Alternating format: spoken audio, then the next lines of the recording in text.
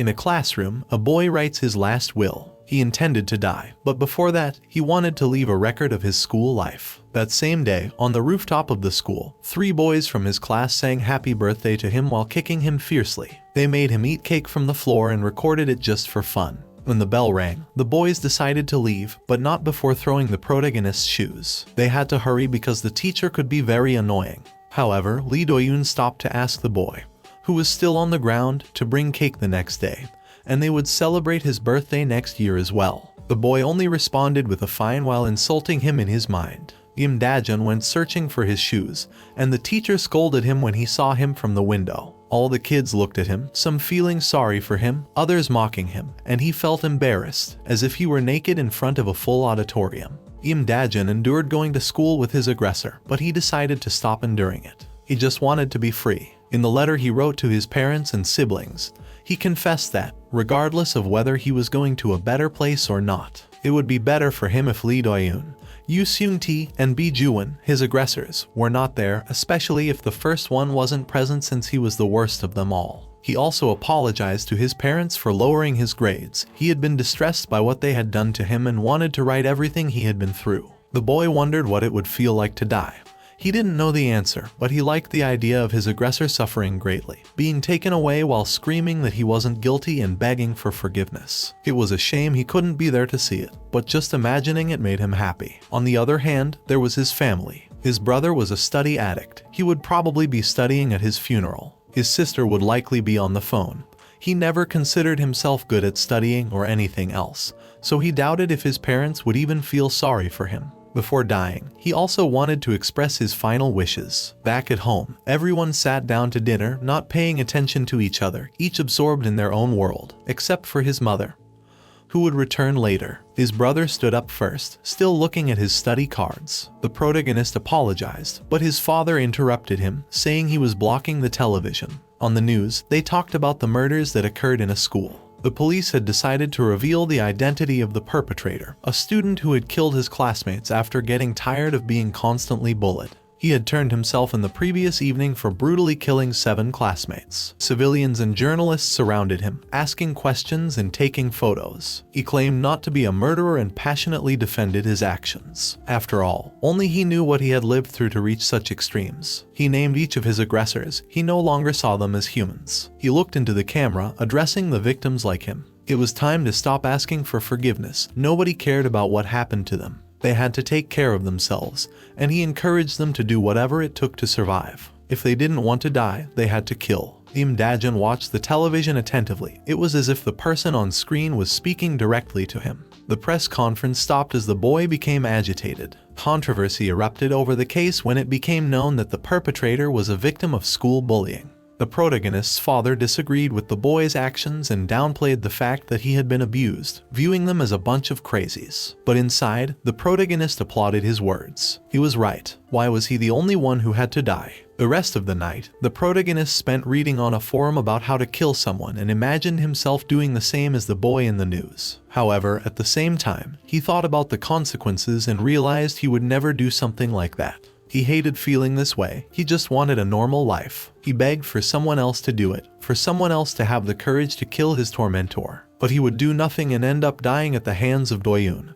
and he didn't want that. So, he looked for a toolbox and the necessary items, and upon returning to his room, he stabbed his pillow repeatedly with a screwdriver. He promised himself that it wouldn't be him who died. It would be Lee Do-yoon, or, at least, that's what he told himself. The next day, while in class, he started to doubt. He could do it any other day, as long as the boys didn't mess with him. But he didn't get a chance to fully form the idea when he received a blow to the head. It was them. They asked him to bring the cake and wanted to celebrate his upcoming birthday. This angered him, who touched his pocket without looking up, searching for the sharp object while wondering if it was a good time to do it. Should he stab the leader first and then his friends, or just kill Lee Do-yoon? He had practiced and was sure he could do it, but when he finally held the object in his hands, the boy waiting for an answer touched his shoulder, causing the protagonist to look up. As he looked into the boy's eyes, he realized he couldn't do it. It was like Pavlov's dog, an experiment in which a dog was repeatedly fed after hearing a bell, and as a result, the dog started salivating just by hearing the bell. In his case, after years of being beaten, he had developed a conditioned fear. Everything happened just by looking at his face. Fear started in his neck and then paralyzed his whole body. The entire plan he had formed in his head vanished. Seeing that he had brought nothing, Dajun started hitting him, and the boy simply hid the object he had intended to use as a weapon.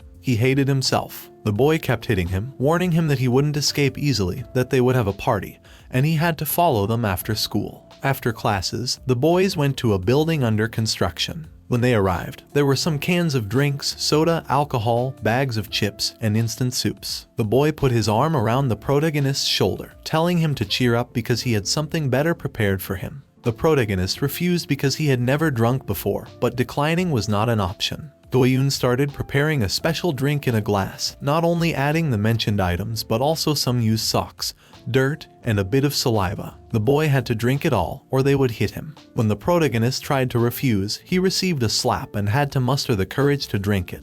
The others laughed and started recording, but he couldn't bear it for long and ended up vomiting.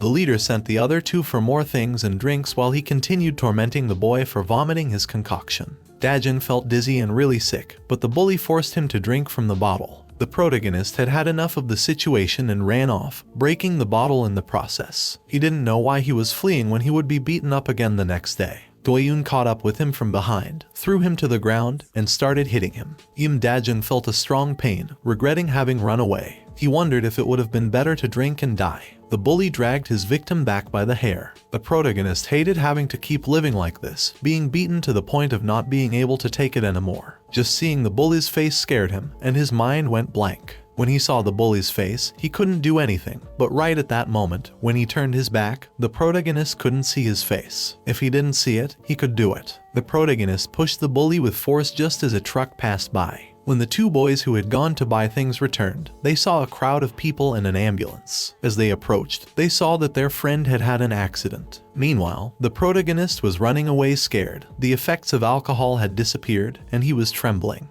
He had done it. If he hadn't, he would be dead. That was the moment everything began.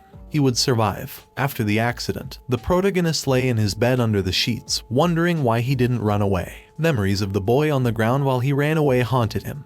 But he couldn't help it, he just wanted revenge. The next day, on his way to school, he thought it would be his last day. He wondered what had happened because he had left. He just wanted to go to the classroom without his aggressor. While thinking about the possibilities of getting caught, he stopped at the door of his classroom, scared that the police might be waiting for him on the other side. But when he opened the door, everything was the same as always. He went to his seat, thinking about how normal everything looked, except for Lee Do-yoon's empty seat. The teacher informed the students about the car accident. The boy remained unconscious, with serious injuries. The investigation had concluded that he had recklessly crossed the street. This made the protagonist feel guilty, but at least he didn't have to worry anymore, and he could finally sleep peacefully. He would try to live a normal life for a few days. The rest of the day, the boy attended his classes peacefully. At first, he didn't know what to do during free moments, but then he remembered that he hadn't read in a long time. He used to do it a lot during middle school, but it became difficult when he entered high school. As he read, tears started falling from his face, and a boy approached to tease him, mentioning that they had seen him leave with Lee Do-yoon the day before. But it didn't go any further. For the boy, the classroom seemed a bit different. They used to bother him even when his main aggressor wasn't there, but for some reason,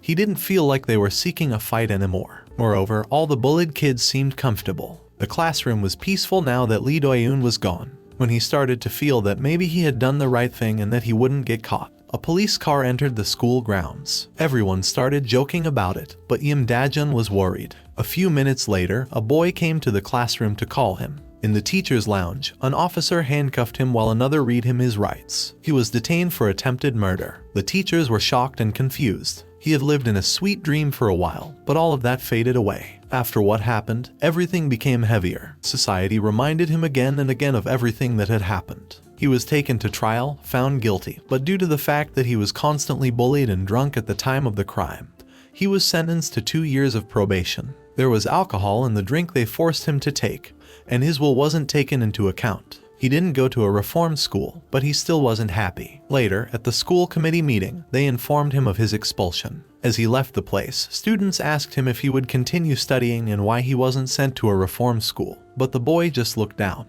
Although all the comments around him bothered him, he thought it would be okay when he got home, or so he thought. Once at home, his father kicked him out. He didn't want to see him again. None of his family members even bothered to see him. Dajun was shattered, but there was nothing he could do, so he left home crying. The night couldn't get worse, but it started to rain, and the protagonist just walked without knowing where to go. Why did he have to go through all this when he just wanted a normal life? Now, he had nothing. When he crossed an alley, Lee Do-yoon's friends were waiting for him, and they started beating him together. The boy felt that his body couldn't take it anymore, and he couldn't even escape. There were too many of them. The protagonist remained on the ground as one of the boys stepped on his head and asked him how he would compensate for what he had done to his friend. He would accept an apology in place of Do-yoon, and if he didn't, they would keep hitting him. But the protagonist could only think about all the times he had been beaten and pushed around. He wasn't worse than them just because he had defended himself. Even under the threat of the boy, Dajun shouted that he hadn't done anything wrong, but that only earned him another beating.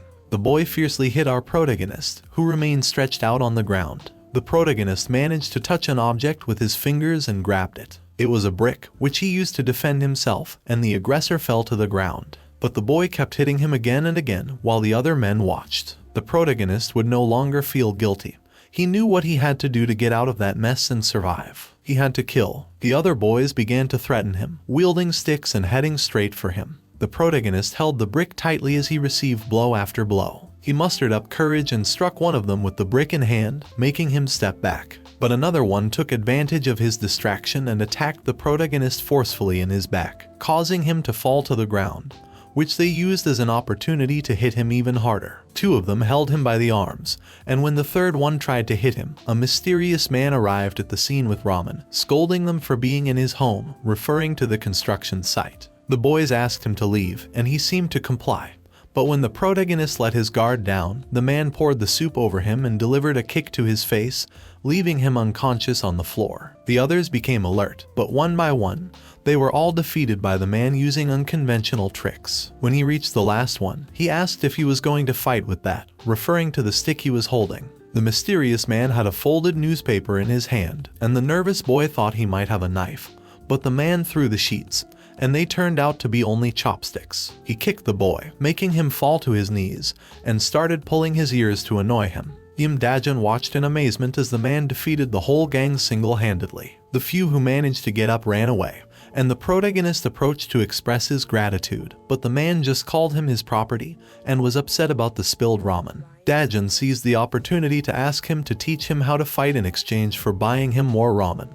He wanted to become as strong as him. Back at the construction site, the mysterious man was eating his soup while the protagonist told him what had happened and why he wanted to become stronger. The man congratulated him for what he had done to Lee Do-yoon, but still, he wouldn't help him with that. The boy was smart, but he had never fought in his life. To that man, the boy was just like a flower in a greenhouse, living a normal life. There were much more dangerous things outside. Despite his insistence, the man didn't budge, but neither did the protagonist. In the following days, he followed the mysterious man everywhere and copied every little thing he did, like rummaging through dumpsters, stealing food, and sleeping in parks. He imitated every action and aimed to become as strong as him. He had to adapt to all scenarios. His life was like that of a wild animal. There were moments when he began to doubt, but seeing the man fight convinced him that it was what he wanted. If he became like that man, he could get his revenge. At one point, the mysterious man noticed that he was being followed and asked him if he was still trying to learn to fight. The protagonist affirmed that he was, and the man said he would help him if he did something for him. He had to kill someone, Park Young-hyun,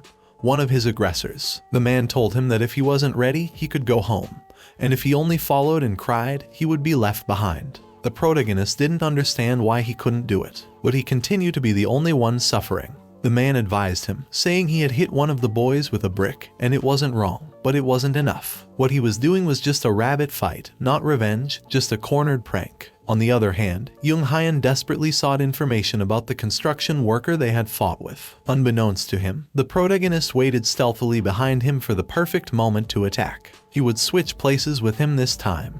It would be the protagonist who would attack. A memory from his past came to him. Young-hyun apologized after pulling down his pants in front of the girls and splashing him with water while they were in the bathroom. He claimed to suffer whenever the protagonist felt pain. He raised his hand to shake the protagonist's hand, and Dajun encouraged him to forgive him. After all, his apologies seemed sincere. When Dajun shook his hand, the big guy gripped it tightly until the protagonist screamed in pain. His grip strength was excessive. He had been a baseball player and was expelled for aggression. After the apology, the big guy said he felt relieved and would continue apologizing in that way every day. The protagonist, who was on a roof only slightly higher than the ex-baseball player, tried to calm himself down. He just had to stick to his plan. The thought that Park Young-hyun had tormented him all this time just to show off his strength angered him, and holding on to that feeling, he jumped towards him. He had managed to knock him down. It had been easier than he thought, but he let his emotions distract him, and the big guy got up to hit him back, 3 times harder than he had ever hit him before. The protagonist trembled with pain, but the boy didn't stop. He kept hitting him while demanding that he bring the construction hero. Young-hyun was resentful because the protagonist had knocked him out with a single blow. The mysterious man watched the fight from afar. It had started well but was getting worse. The protagonist felt more pain than usual, and the ex-baseball player had been lenient all this time.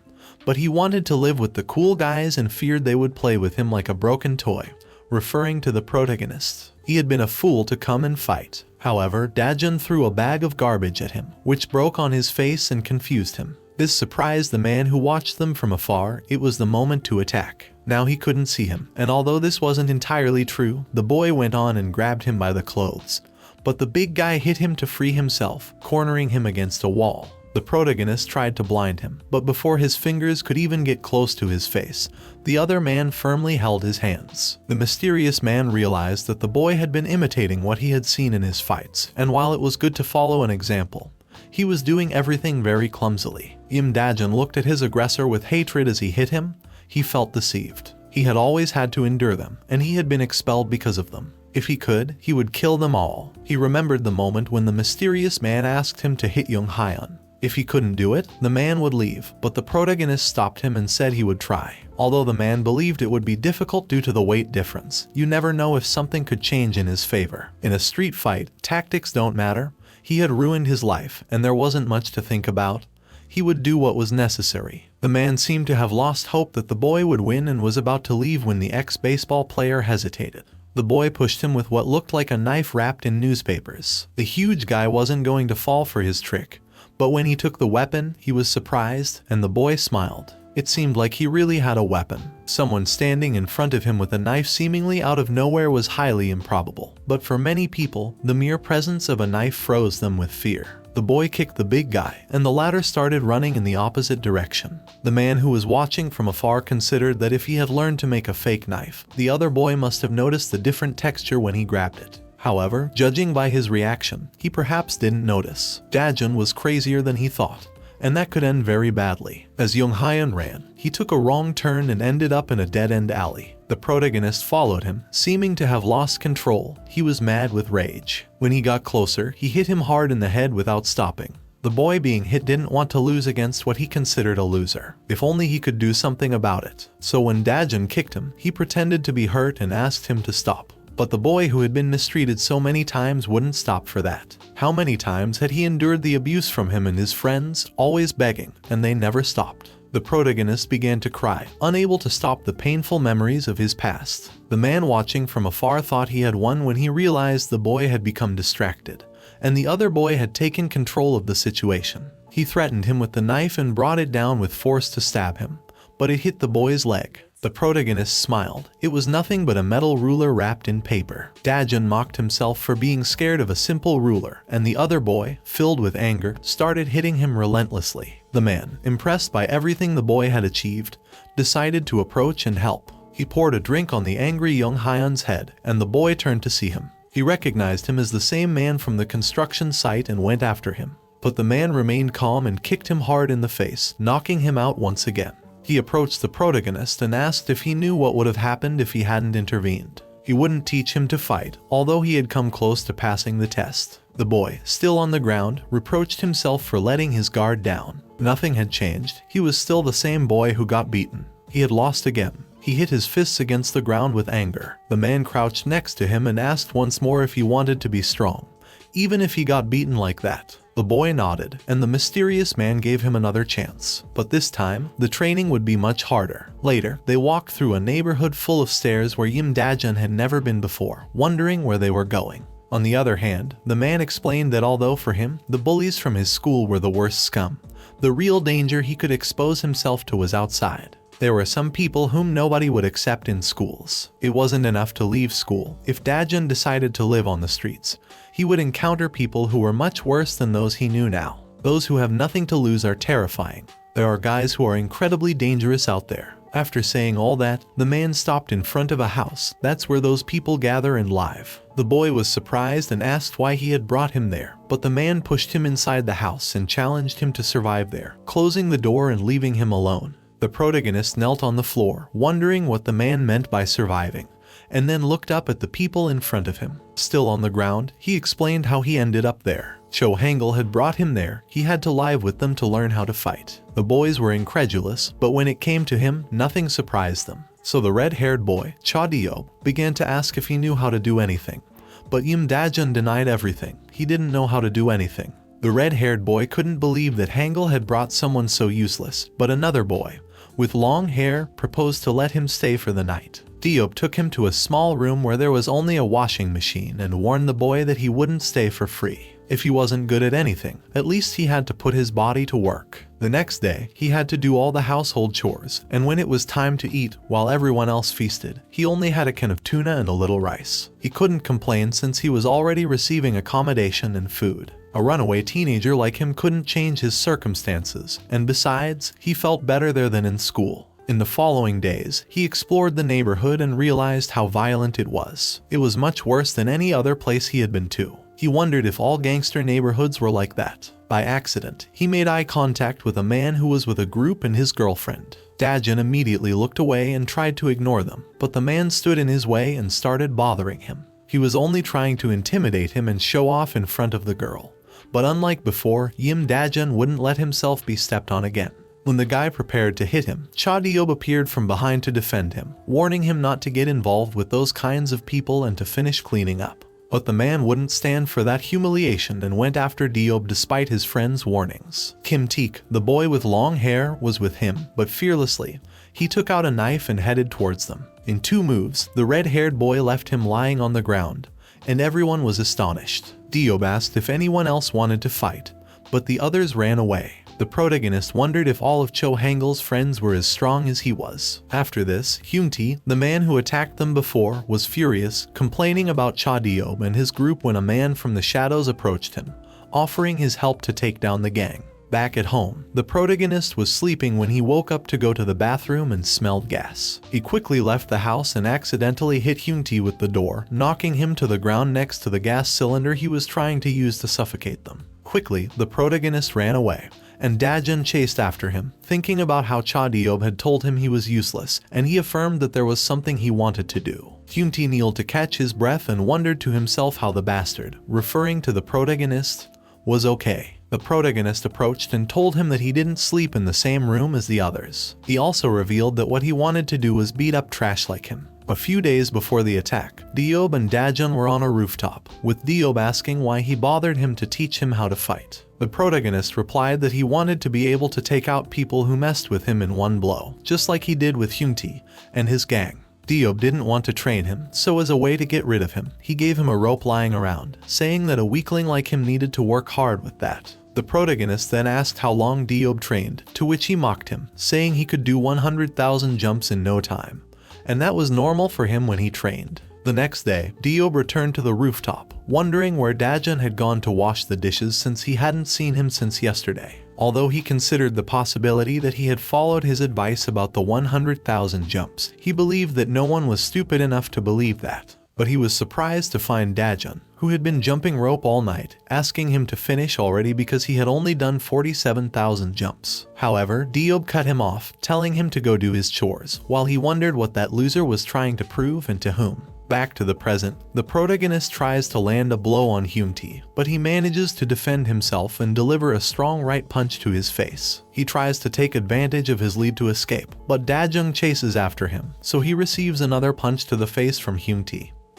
who remarks how annoying his persistence is. While running, Hyun-tae thinks that he must leave the neighborhood because he failed to get rid of Cho Hangul's gang, and now he will be the target of that mysterious man and his gang. Just when he was about to reveal the name of that gang, the protagonist, still on the ground, grabs his leg and makes him fall down the stairs. Then he approaches him and grabs his jacket, asking him about the gang that's after him. But as he formulates his question, he notices a cut on his cheek caused by the knife the gangster pulled out. This situation reminds him of when the mysterious man, Cho Hangul, faced Lee Do-yoon's friends, and he realizes that's how it feels to fight against someone armed. Hyun-tae mocks him for thinking he was running from him and tries to stab him, but the protagonist manages to narrowly dodge it, falling among a pile of garbage, where the gangster throws a new stab that, in his mind, he won't be able to dodge. In the backyard of the house, the gang starts regaining consciousness. Kim Taek realizes who attacked them when he sees the gas cylinder nearby, and another member, a purple-haired guy with covered eyes, asks if it was Dajun who saved them, noticing he's the only one not there. Deob confirms this, stating that the protagonist went to chase his attacker. Taek doubts his victory,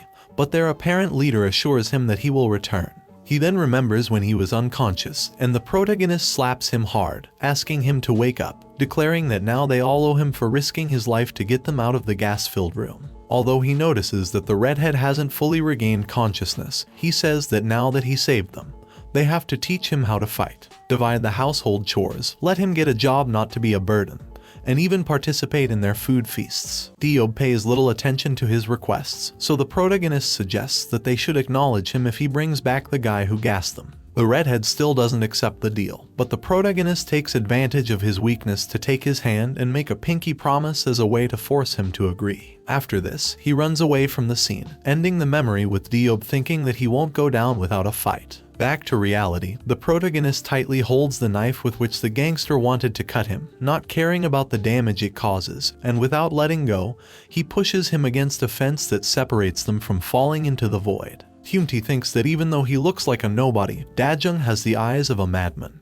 When the protagonist takes hold of his arm, he realizes that he's trying to use the same move with which Deob threw him over the fence. He mockingly tells him that it won't work and tightens his grip on the knife. However, the protagonist laughs that he believed that was his plan, and before the gangster can respond, he makes a big jump that throws both of them off the edge. They descend the precipice, hitting against the wall. Hyun-tae lets go of the knife as he falls. The protagonist lands a few steps away from the gangster and gets up first, so he seizes the opportunity to pick up a brick from the ground and hit him with it. But as he is about to do it, he notices that his enemy hit his head against a cement bollard when he fell, leaving him unconscious. This leaves him stunned for a few seconds before he raises his arms with pride and declares that he has won. With teary eyes, he thinks that he finally managed to win against a gangster he thought he could only defeat in his dreams, and he wonders if he has a natural talent for fighting or if he can now take on anyone who messes with him. Although his inner monologue is interrupted when he notices that the knife Hyun-tae was carrying stabbed into his abdomen during the fall. In pain, he falls to the ground, gradually losing consciousness, thinking that despite believing he got his revenge, his actions were all in vain. When the protagonist opens his eyes again, he finds Deob and the rest in front of him, in a hospital bed, covered in bandages. He starts recounting how after becoming unconscious, the fugitive family found him, and thanks to them, he was able to safely recover in the hospital. A doctor stated that the knife wound was shallow, and he actually passed out due to the impact of the fall. However, there was no trace of Hyun-tae when the group found him. At that moment, Deob teased him, saying that he lost and shouldn't pretend otherwise, but asked if they at least owe him that much after saving him. Dajun explains that despite his loss, the group agreed to fulfill the promise he made with the redhead. While Taek praised him for jumping on that guy, Cho Hangul arrives and asks if he's ready to learn how to fight or if he's going to run away. Determined, Dajun says he wants to start immediately after being discharged. Leaving the hospital, the protagonist tells how the gang fulfilled, as a sign of gratitude, his second biggest wish after learning to fight. On the rooftop of the house, the gang is gathered, and Taek prepares bacon while telling Dajun that he could have asked for something much better than pork belly. He's surprised to see how eagerly the protagonist eats the feast before him. Deob comments that if someone saw him like that, they would think they were starving him, which makes Dajun cry. And the girl in the group scolds the redhead for being the one who ordered them to feed him only tuna, although he defends himself by saying it was something they all agreed on. The other two guys try to comfort Dajun, but he clarifies that he didn't expect living on the streets to be so tough, and he just wanted to have a normal life. In response, Diob says that everyone in the group understands that feeling, that they know what it's like to go through tough times, and if he wants, he can continue living with them, with the promise that they won't treat him as their servant anymore. This makes the protagonist happy, and he thinks he can't remember the last time he genuinely smiled. He decides to enjoy the rest of the night, and one of the guys wonders where Hangul went this time. After the gas incident, the protagonist's life changed. For starters, he no longer sleeps in the laundry room but shares the same mattress with the other guys, though it's quite uncomfortable with them piling up. He also starts speaking informally to them, and although the age range among them isn't marked, it was a bit strange at first. Regarding household chores, although he thought they would be divided equally, everyone having part-time jobs led to the tasks falling on him and Hangul. When Dajun mentioned this to the older guy, he said he was the gang's leader, so it was fine if they didn't do anything.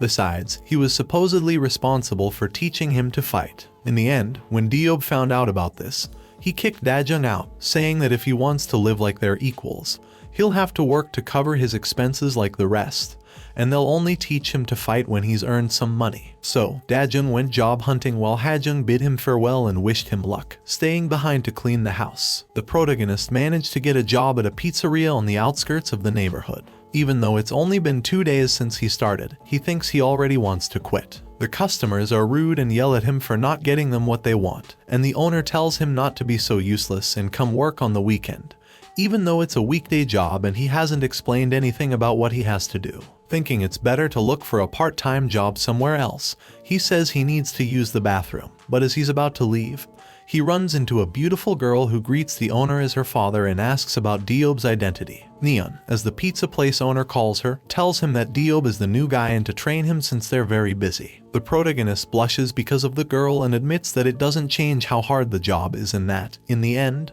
women have never been interested in him. However, when the girl looks at him intently and calls him cute, he thinks he might give it a shot. Little does he know how meeting that lady will change his life forever. On the other hand, Cho Hangul is in an alley with a wave of unconscious gang members scattered on the ground, with one of them begging for his life while he steps on his face. Without mercy, Hangul tells him to talk to that person to bring him the guy who gassed them, or he will take it upon himself to find and kill him. In Pizzeria Papa, Dajun is amazed by Neon's skills, like tossing and catching the pizza dough in the air, then praising how cool she is when she helps him open a jar of pickles without mocking him. And when she accidentally breaks a plate, she cleans it up and asks if he's okay, promising not to tell her father about it to avoid getting him into trouble. In his mind, the protagonist calls her an angel and thanks Teak for speaking with the owner to get him that job, and he even aspires to work there for the rest of his life. But everything changes when a rude customer yells at Neon for asking him not to smoke in the establishment,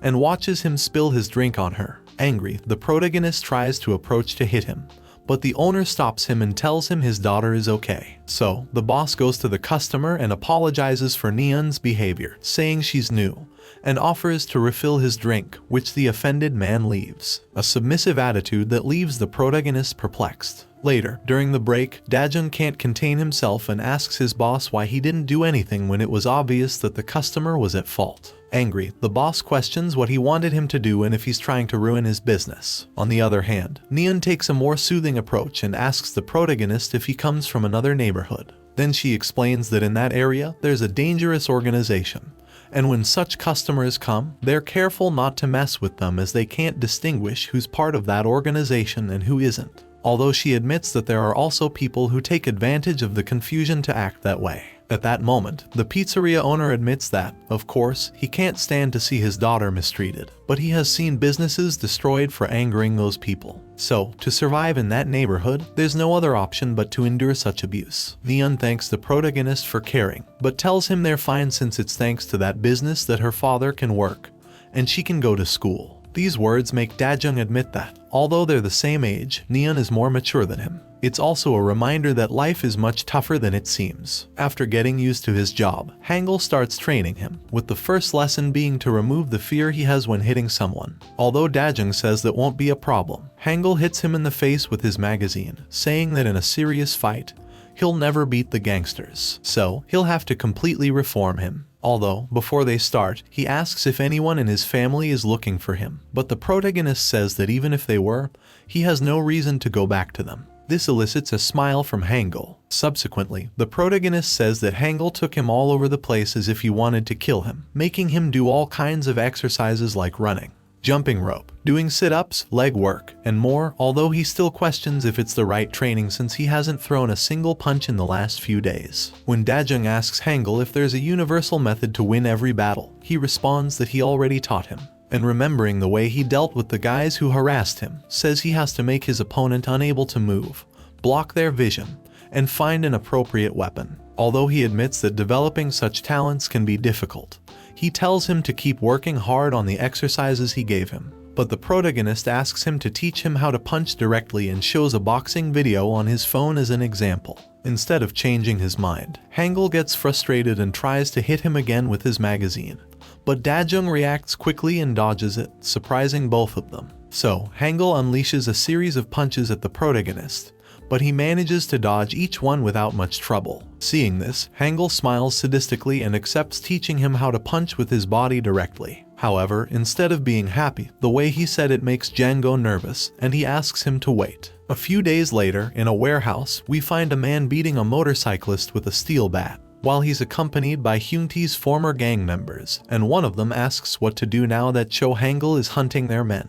The older man, Chun Ki-woong, says they won't do anything or tell the Hyungs to avoid them finding out about the trouble they got into because of Hyunti. He's the person he's beating for failing to gas the fugitive family. Although he tries to defend himself, Ki-woong puts the bat in his mouth to silence him. Afterward, he looks at his henchmen and orders them to find Cho Hangul in the neighborhood and bring him in less than 30 minutes to avoid retaliation from the Hyungs. Although they try to say it's impossible, their boss doesn't accept objections and threatens to do the same to them as he did to Hyunti if they don't bring their enemy on time. Worried, the gang goes to the fugitive family's house and knocks on their door, but seeing no one, they consider joining Chun Ki-woong, although they make it clear that's not an option since Cho Hangul is better. Worried about not finding the group's whereabouts, one of them comments that they might be at the pizzeria. After this, Dajun walks to his work, wondering if they can change his pay to weekly since he hasn't worked in the last few days due to his training.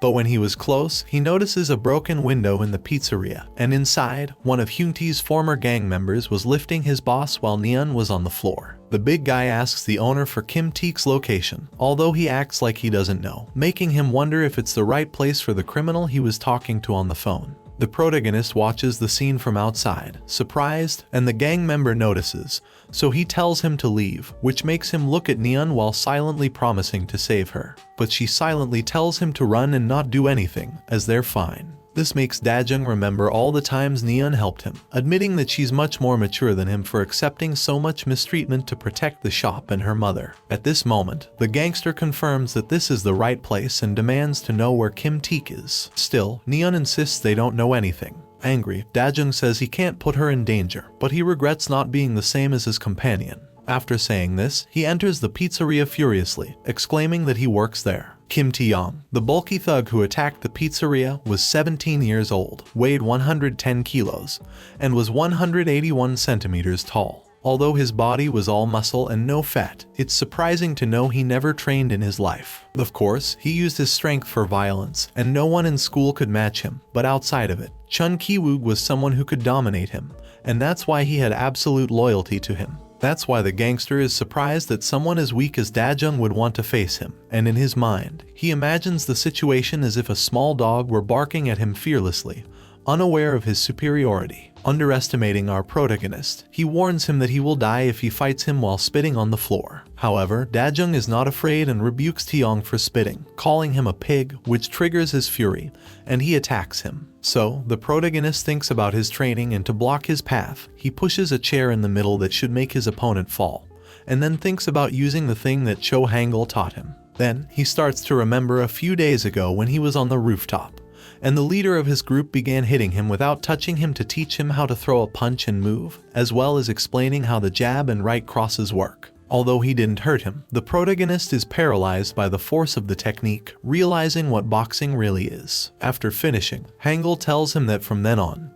he will watch him carefully and asks him to keep training. Although it seems that the protagonist couldn't hear him, as his last punch managed to hit him and knock him out. Returning to the present, Dajun manages to land a jab on Taeyong and then capitalizes on the power to attack him directly with his right, which surprises Neon, who thinks her friend is different from usual. At the same time, Diob complains to Hangul on the phone for training Dajun instead of looking for a job. Still, Hangul clarifies that he doesn't want to look for work and believes Dajun is learning quickly and could fight soon. But the redhead believes he couldn't learn anything with such basic skills, emphasizing that when rookies fight, it's all about physical strength, especially with tricky bullies. In the restaurant, the protagonist watches in astonishment as his enemy acts normal despite the powerful punch he delivered to his face. After this, they both start an act where Taeyong tries to hit Dajun, but he dodges and takes the opportunity to strike back, although it doesn't seem to harm him due to his robust structure. During the exchange, the protagonist realizes that the gangster doesn't seem to know how to fight,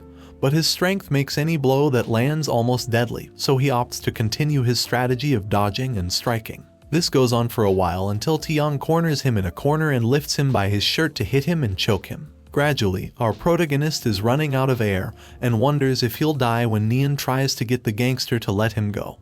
But her efforts are in vain as the thug throws her away. This leaves him wondering if he'll never be able to shake off that loser title, no matter what he does. Once again, we go back to the phone conversation between Hangul and Diob, where now the former is the one complaining, saying that it was Diob who told the group that Dajun knew how to fight, something the redhead accepts, but he remains firm in his belief that not everyone can fight even if they are taught, and not everyone is a genius like Hangul. But he responds that the boy might have an untapped talent. Back at the pizzeria, Dajun seemed about to pass out from lack of oxygen, but he remembers the second key to street fights, blocking their vision, and spits in Taeyong's face, causing him to let go in the process. Without hesitation, Dajun takes advantage of his lead and starts a series of attacks against the gangster, but he scoffs that he couldn't hurt him even if he punched him for 100 days. So, the protagonist remembers the third rule of street fights: find something useful in your surroundings, and grabs a bottle to give weight to his punches and continue his attack, which now seems to have an effect. Neon watches the scene in horror and pleads for him to stop when she sees her hand covered in blood from the bottle he's breaking. But Dajun doesn't stop and keeps attacking, recalling the times he was mistreated and making it clear that he's not afraid after what he's been through and even being stabbed. Neon comes closer and holds onto his arm, asking him to stop, as Taeyong is now unconscious. This leaves the restaurant owner stunned by the fact that his part-time employee could defeat a giant like Taeyong. The protagonist doesn't hesitate and threatens the unconscious thug, saying he'll kill him if he sees him or any of his accomplices around again. As soon as he says that, he falls to the floor, exhausted from the fight, although proud that he finally won a fight by himself, and says he'll rest for a moment. But this doesn't last long, as Taeyong's companions arrive at the restaurant, and upon seeing the scene, they assume it was the owner who knocked out their friend, so they challenge him to fight them now. With no other option, the protagonist stands up to confess that he's the one who took out their friend and now he'll do the same to them. But the gangsters don't have time to respond because Teek arrives and knocks each one out with a punch. Dajun asks him how he knew they were in trouble, but he doesn't answer. Instead, he asks him to rest while he takes care of the other gangsters. The two gangsters attack Teek simultaneously, but he takes them down in a couple of moves without much effort, leaving everyone present shocked, including Dajun, who thinks about how strong his friend is. Then, the long-haired guy interrogates one of the guys, accusing them of being the ones who gassed his home. But he confesses that it was Chun Kiwook who ordered them to look for them in that pizzeria, and that none of the three had anything to do with the gas incident. After this, Teek knocks the guy out and mutters that he suspected He Guang's men, which confuses the protagonist, who asks who those people are and inquires about the name of the gang that Hyun-Tae mentioned while fleeing. To answer, Teek says that he's probably already felt that the area was more dangerous than the rest, explaining that it's because the police stopped patrolling the neighborhood, which allowed the local mafias to expand. The protagonist assumes, then, that those people are from the mafia, but Teek refutes it, saying that they are men from a group of criminals in the area called He Guang, who precisely were the ones who drove out the mafia. However, instead of trying to fight the neighborhood people, this new group started controlling them just like the mafia did before, and Chun Kiwoo was the leader of this organization, and the most dangerous of all. The long-haired guy assumes that the reason why his family of fugitives is now being hunted is that they were the only ones who stood in their way, claiming their share of the neighborhood. So, he also ponders how they could have reached the pizzeria despite making sure they couldn't get there. The restaurant owner admits that his place was already being watched by Chun Ki-wook even before that, which leads the boy to ask why he never said anything about it. A flashback comes to the pizzeria owner's mind. He is facing a sea of flames being extinguished by firefighters, while they comment that the fire was caused by an accident in the kitchen that the owner of that ruined restaurant had. When he tries to approach that person, he screams in distress that it was actually the people from Higuang who caused the fire, but none of the officials want to hear him. Back in the present, the owner of the place, covered in blood from his previous wounds, says that he couldn't let them get more involved with that organization. This statement makes Teak look at him furiously. Meanwhile, Dajun tries to approach a trembling Neon, who thanks him for his help but says she's scared that those guys will come back to harm them once they're gone. This makes the protagonist think about his abusers and realize that people like them are everywhere, and if there's no way to avoid them, they'll have to confront them. That same evening, Teak calls Diob to inform him that Chun Ki-wook is controlling the pizzeria, which angers the redhead. The elder continues telling him that they'll have to come up with new countermeasures against them and that in the meantime, he should watch his back. However, just at that moment, Diob sees a group of Higuang gangsters destroying an old woman's shop, while she holds her grandson in terror. So, he decides to hang up, and when one of the guys is about to hit the woman, demanding money she apparently owes them, Diob manages to grab the bat he was using and hit him. They threaten him, revealing who he belongs to, but he's not afraid and attacks them. When he leaves them all unconscious, he turns to the old woman to ask how she's doing, but she tries to warn him to turn around. But it's too late. Diob is hit with a metal bat by Ki-wook, who proudly says that he caught one of Hangel's lackeys. That same night, at the home of the fugitive family, the woman of the group scolds Teak for having gotten involved with Higuang at the pizzeria, suggesting they leave the place to avoid further trouble. Although the long-haired guy defends himself by saying that they have good pizza, and that's why he tried to help them. This increases the girl's anger, and she asks if they think they should deal with such a complicated situation. But she doesn't let her friends answer, interrupting to ask where Hangul is at a time like this. This discussion makes the protagonist wonder in his mind what will happen to the fugitive family, besides realizing Diob's absence. But just as he was about to ask about it, the four of them receive a message from the redhead. It's a photo of Diob, bloodied and unconscious, with a metal bat in front of him, along with a text telling them to go to the abandoned factory near the forest. In the mentioned warehouse, Ki-wook, with his henchmen around him, is reproaching a bloodied Diob for why his friends haven't come, and warns that if they don't arrive in 10 minutes, they'll kill him. Although the redhead, without losing his smile, comments that if he does that, it would be a relief for them since they'd have one less mouth to feed. This comment angers the criminal, and when he's about to hit him again with his bat as retaliation, the rest of the fugitive family arrives. Kim Teak remembers his companion's question about whether they should take care of everything themselves, and he answers it aloud that yes, they will take care of all of Higuang.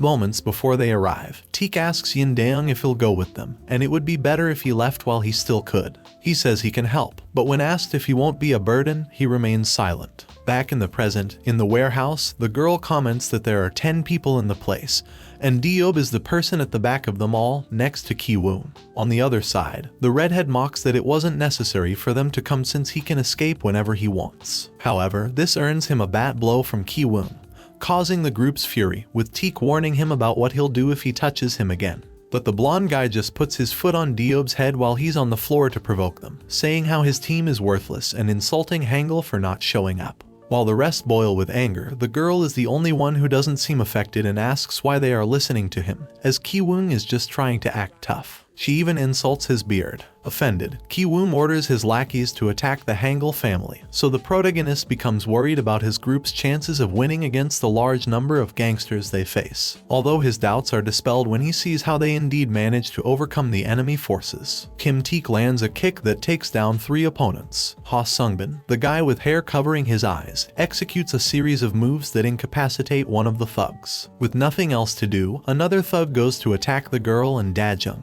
who were standing apart. The protagonist thinks he must protect Hinggeum, his companion, but she pushes him away and demonstrates her great speed, quickly dodging the attacker's blows and applying a hold that leaves him unconscious before joining the battle as well. Actions that make it clear to the protagonist that they are all very strong.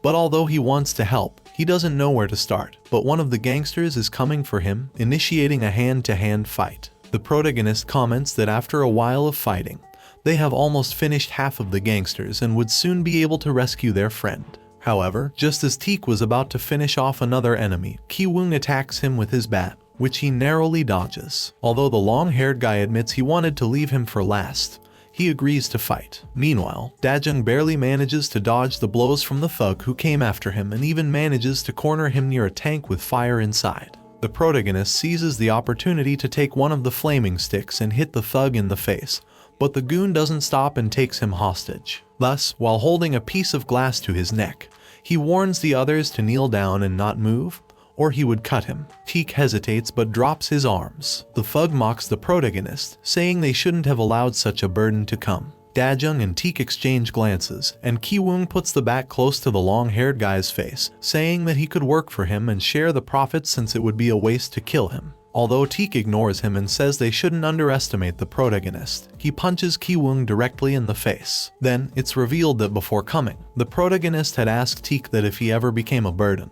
they should leave him behind, to which he had to agree. The thug is confused by his outburst and asks if he doesn't care about the boy's life, but the protagonist takes the piece of glass with his hands to free himself from it, declaring that he's someone who is willing to end his own life, so he's not afraid of people like him. This act prompts Teak to declare that Dajun is possibly the craziest among them all, at which moment the protagonist headbutts his enemy, leaving him unconscious. Teak makes it clear that none of them would have gone to that place if they weren't willing to fight, although Ki-woong tells him to stop the bravado since they hadn't won yet. And they clash again, with the blonde guy hitting Teak in the side with the bat. Although Teak defends himself without receiving much damage, he realizes he has his guard up, which wouldn't give him an opportunity to attack. As the long-haired guy prepared to avoid another attack, two thugs grabbed his limbs, preventing him from moving, and Ki-woong had the chance for a direct hit with the bat. Although this blow doesn't land, as the protagonist saves him by breaking a board on the blonde guy's head.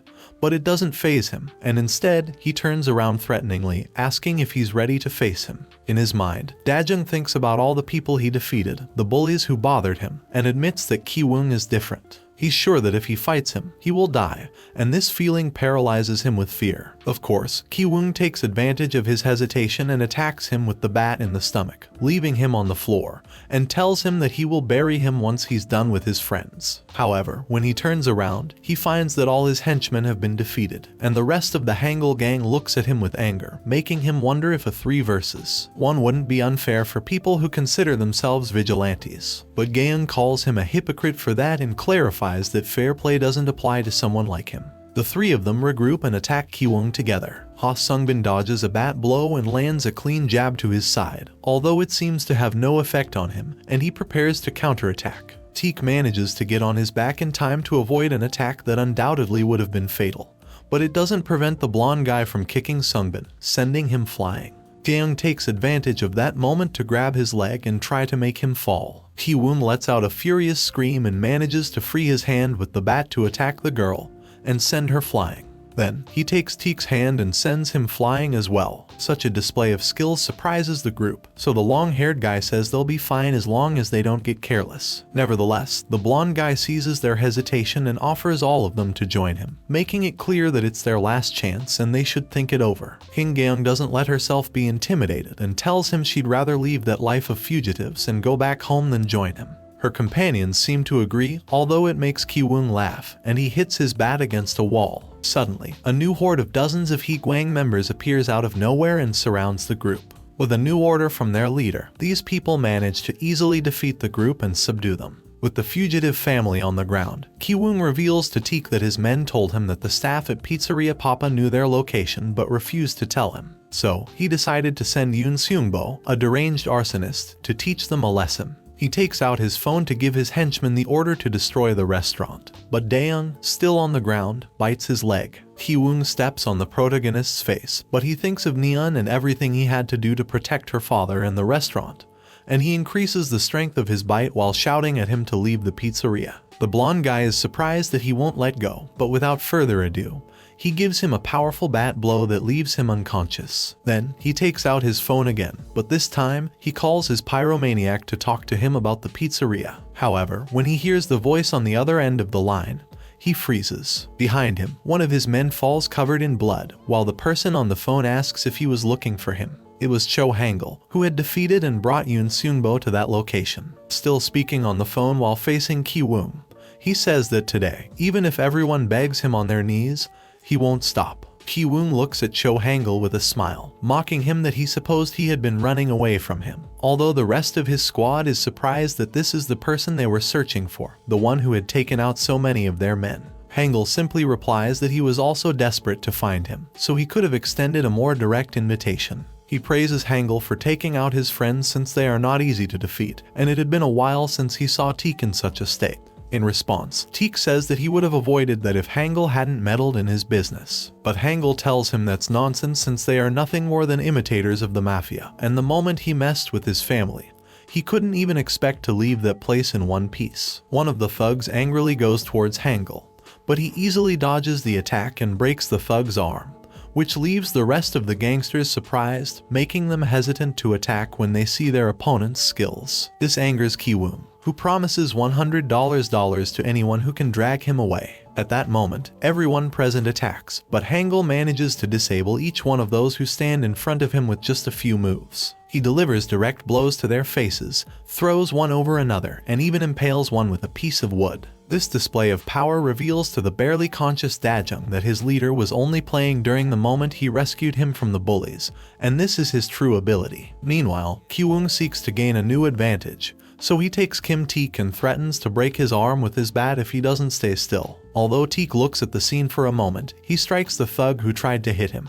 The leader of Higuang reiterates that his warning is serious, but Hangul, nonchalantly, continues attacking and tells him to do what he said. To the blonde guy's bewilderment, Teak explains that Hangul is not someone who is intimidated by threats, and that if he had, he would never have come this far. Frustrated, Ki-woong breaks the long-haired guy's arm and asks his rival if he regrets his decision now, but Hangul replies that they will see who will regret it in the end. Then, Ki-woong remembers talking to a man in the shadows, who tells him he heard a rumor that the Hangul family is in the administrative area, which is a big annoyance for them. The man also mentions the rumor that Cho Hangul himself is stronger than Big Hyung. Confused, the blonde guy asks what he suggests they do, to which the other person replies that they shouldn't get involved with that group, that they should do their rounds collecting debts while avoiding them. This angers him, thinking that he can't let them live if they are interfering with their operations. Back at the warehouse, Chun Ki-woong joins the fight, thinking that everything will be better if he manages to kill Hangul. But the younger guy agilely dodges his movements while making him hit his own subordinates with the bat. Just as Hangul covers himself from an attack by one of his henchmen,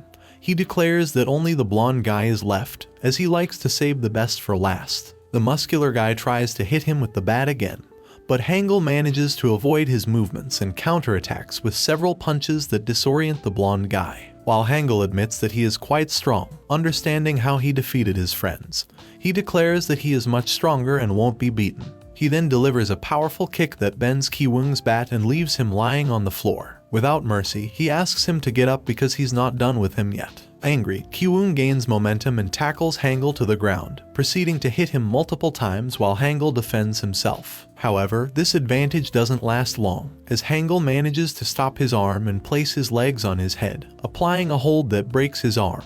While his enemy laments, Hangul reveals that Yoon Seungbo confessed to him earlier that they were behind the gas incident, which, along with what they did to Diob, leads him to question how crazy they must have been to try such tricks and suggests it would be better if they disappeared. Desperate, Ki-woong yells at Hangul if he thinks he will get away with what he did because no one had been able to mess with Higuang and come out unscathed. He warns that there are many others behind him willing to end them all mercilessly if he says a single word about what happened. Such words don't affect Hangul.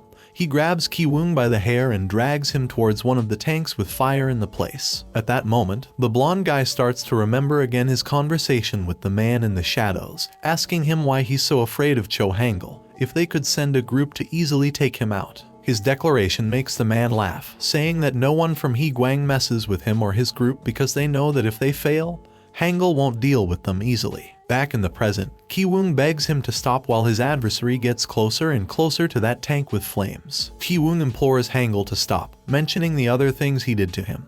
But Hangul tells him that he must face the consequences of taking things so far because it was his fault that all his friends could have died due to the gas attack. So if that's his determination, he shouldn't have meddled with them in the first place. Finally, he pushes Ki-woong's face into the fire, making him scream in pain, which annoys Hangul, so he starts kicking him repeatedly to shut him up. The protagonist, still conscious, watches the whole scene from a distance and comments that it was at that moment that he learned how terrifying his leader could be. After seeing that Diob is conscious, Hangul carries him on his back and approaches Dajun, mocking him by saying that living on the streets was quite tough, something the protagonist confirms with a smile, and then he hears his friend say that it was time to go home. The protagonist recounts that it was thanks to Cho Hangul that he managed to survive that encounter with Kiwoo, although none of them expected that it would be the beginning of their bad relationship with Higuang. At the same time as he mentions this, a mysterious man lurking in the shadows approaches the warehouse, once the fugitive family had left, and looks disappointed at the defeated gang members. As a result of that confrontation,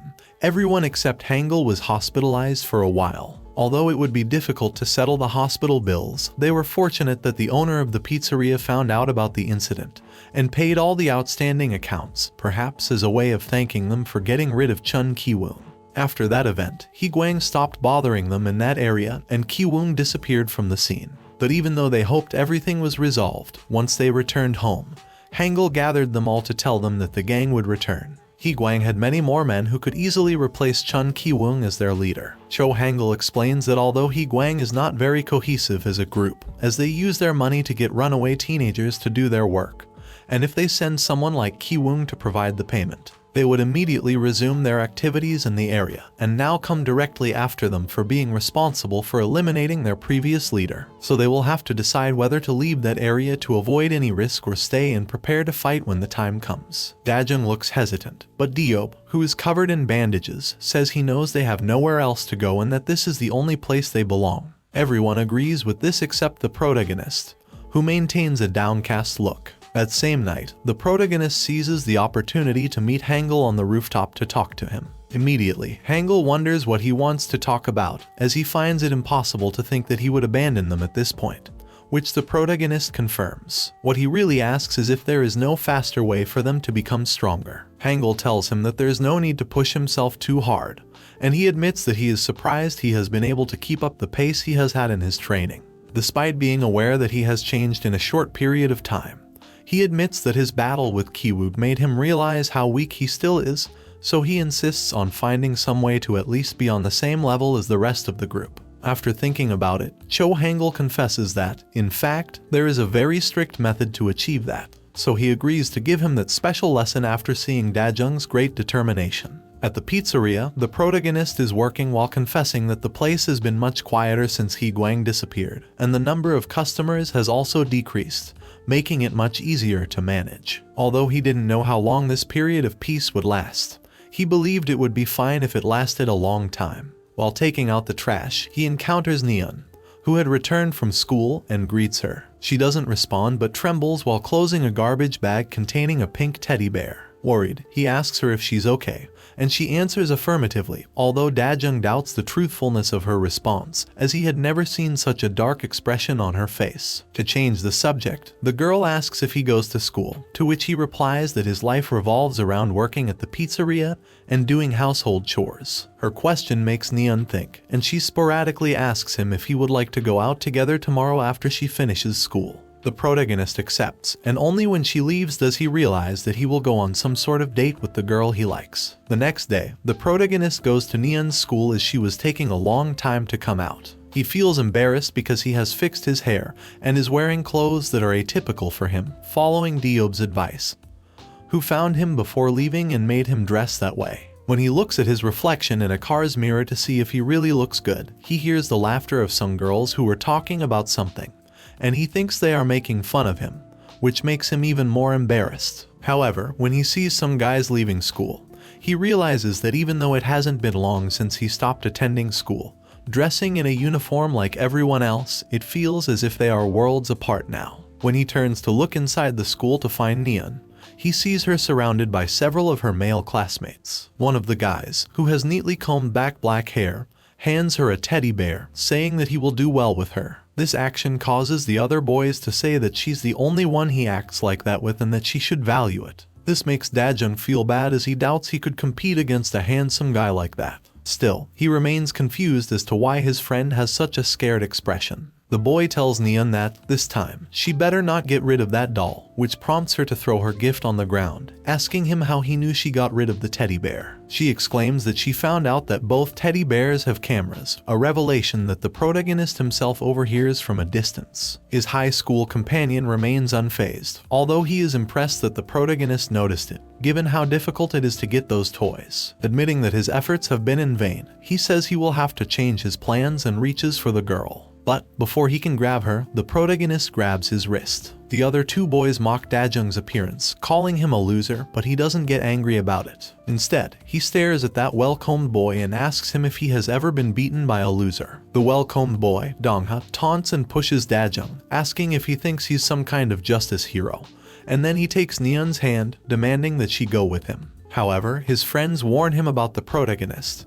But it was too late, as he manages to land a strong punch on his nose, leaving him bleeding. This infuriates Dongha, who reminds him that he gave him a chance to leave before getting into a fighting stance, one that the protagonist recognizes instantly and realizes that Dongha knows about boxing. Dajun tries to throw a right punch, but his opponent ducks and counterattacks with a punch to the jaw. Dongha realizes that Dajun knows about boxing, but he declares that his tricks won't work against him. However, the protagonist doesn't back down and says that it's not a boxing match and that he could split his head open if he keeps talking that way. Believing that he's trying to act tough in front of Neon, Dongha prepares to continue the fight. However, Dongha's friends stop him, as a group is recording them, and it's dangerous to create a crowd since they're still in school and the teachers might get involved. Reluctantly, Dongha agrees to leave but warns the protagonist that he now knows his name and who he is. After that, Neon and Dajun are at a restaurant, where the protagonist tries to get her to open up to him, telling her how he, too,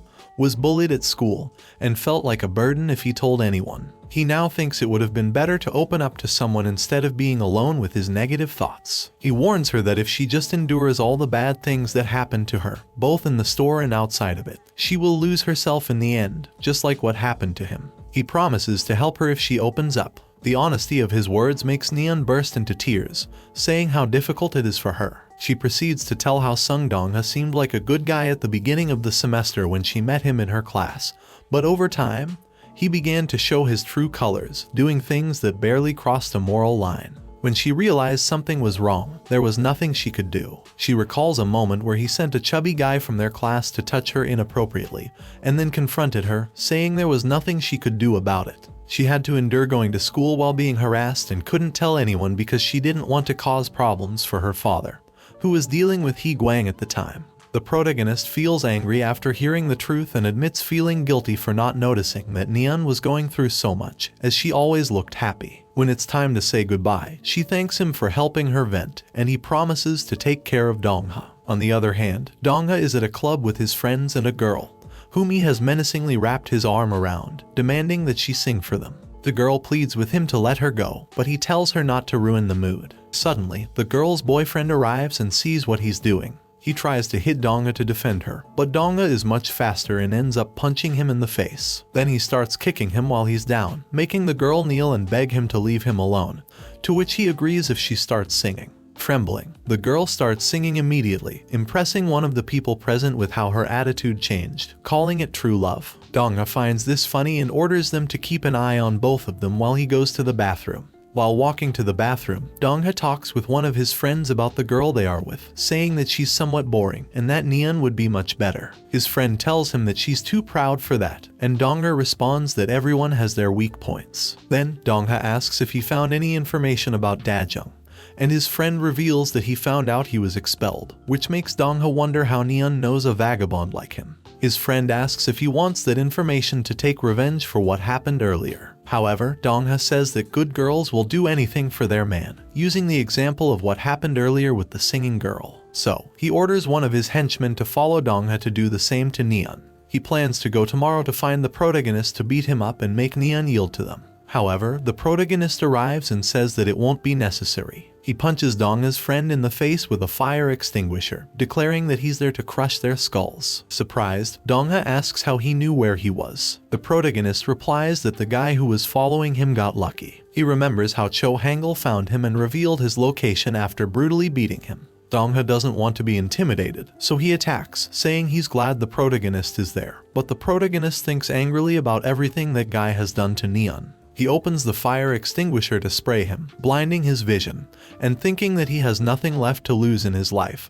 he lifts the fire extinguisher, intending to kill them all. A while before, when Dajun met Hangul, the latter told him that the guy who is following him seems to have been sent by Sung Dongha, and he's probably following him because he fought them before. Hearing this, the older guy reveals that this is fortunate, as it will give him a chance to train that special lesson he had mentioned earlier. Surprised, the protagonist asks what that lesson is, and his leader responds that it's about getting into real fights. Back to the present, the protagonist uses the fire extinguisher against Dongha, but the boy manages to avoid the attack with his right arm, even with his vision blocked. Dajun admits that under normal conditions, he wouldn't stand a chance against Dongha, so he needs to take advantage while he's distracted to finish him off. He attacks him again with the fire extinguisher, but his opponent moves his head, which he uses as a chance to try to punch him. However, Dongha manages to dodge his surprise attack and counterattacks with a series of direct punches to his face, a combination that makes the protagonist realize his opponent is on another level, so he needs to keep his guard up. However, the barrage of attacks prevents him from focusing on that, and he ends up on the ground after Dongha lands another direct punch to his face. Dongha insults him but thanks him for coming to him, as it saved him the trouble of going after him. Now he can do whatever he wants with Neon since, after beating him up, she will do anything to avoid him touching her again. He admits that the thought excites him, recalling the times he got to grope her at school. His statement disgusts Dajun, and he launches himself at the other boy with a series of punches that Dongha gracefully dodges without much trouble before positioning himself under him. But just as Dajun thinks he will land a straight punch to the jaw, Dongha uses a jab that hits him in the face. This makes the protagonist admit that he can't land a hit, and in frustration, he wonders why he can't be like the fugitive family and finish off his enemies in a few moves. Feeling powerless, he accepts that he can't win with his skills and that it's best to give up. As Dongha prepares to strike again with his right hand, the protagonist puts his hand on the door, and when Dongha is about to land the blow, he opens the door, protecting himself from the attack and hurting Dongha's hand in the process. Seeing that, he accepts that boxing won't work against him, so he'll surrender trying to beat him in that style and opt to fight his way. Afterward, the protagonist tries to approach his opponent, but Dongha manages to land several jabs to keep him at bay. Dongha mocks him, saying that if he wanted to, he could have killed him already and that he wouldn't even be able to touch his bag. However, Dajun just taunts him to stop boasting, stating that his right hand is wrecked from hitting the door, and that's why he can't use it. In his mind, Dongha worries that his opponent will notice his disadvantage and admits that if he were in good shape and hadn't been caught off guard by that fire extinguisher, he could have easily finished him off with the full power of his right hand. Despite all his doubts, he exclaims that there's nothing he can do about it now, as he hasn't been able to lay a finger on him so far, and a new wave of jabs begins. The protagonist defends himself as best as he can while enduring the blows. Slowly, he gets closer to his opponent, taking advantage of Dongha's injured hand to advance,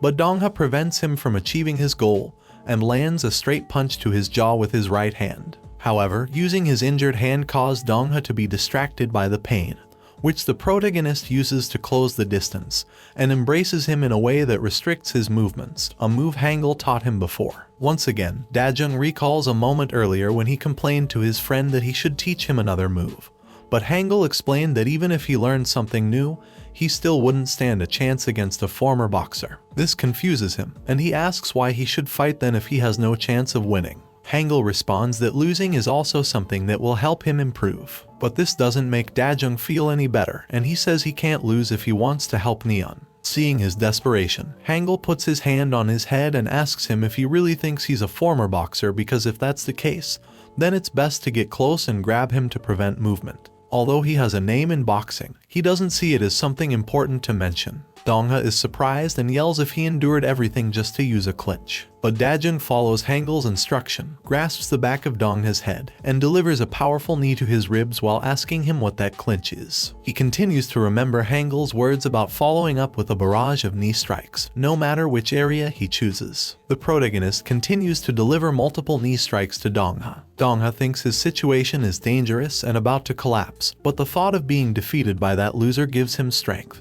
and he manages to break free from the hold. Going back to his meeting with Hangul, the protagonist asks what to do if his opponent escapes, and Hangul says that in that case, he can consider it a loss since a boxer won't fall for the same trick twice. But Hangul says there's still a chance in such a situation because if it's a boxer who doesn't know how to counter knee strikes, his first instinct when getting out of a clinch would be to back away, which is exactly what Dongua does in the present. So, in that moment, the best course of action would be to create distance and deliver a powerful knee strike to his naturally unprotected face. At that moment, during the fight, Dajun begins to remember all the moments that led them to this point of defeating Dongua, and recalling that he promised to break his skull, he delivers a powerful knee strike to his face, winning their encounter. And that's how the first part of this manhwa ends. If you have reached this part of the video, let me tell you that you have been one of the few people to make it here. So comment the word revenge in the comments. Remember to subscribe to not miss any videos. With that said, see you in the next video.